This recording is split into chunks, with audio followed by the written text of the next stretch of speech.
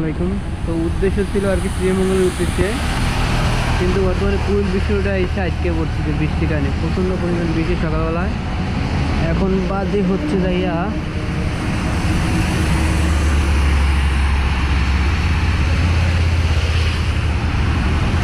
6টা 29 বাজে। প্রচণ্ড পরিমাণ বৃষ্টি, যার কারণে এখানে আটকে পড়ছি। বৃষ্টি না থামা পর্যন্ত মনে হয় না যাওয়া হইব। বৃষ্টি থামবো, দেন হচ্ছে আমরা আবার রাইড করা শুরু করবো। তো কখন থামে এই বৃষ্টি? যাইতে কয় ঘন্টা লাগতে পারে? যাইতে তো লাগবে না, চান থাকলে একটু বৃষ্টি থাকলে তো আর যাইতে অনেক লেটেই যাইবে। বৃষ্টি কখন থামবো তখন যাইতে হবে। বৃষ্টিতে বিদ্যুপুরে যাওয়া যাইবে না, এলে কথা। ব্রিজে যাওয়া যায়, কিন্তু ব্রিজে যাওয়া অনেক দূরের রাস্তা, তো যার কারণে আর ব্রিজ আর যাওয়া হইবে না।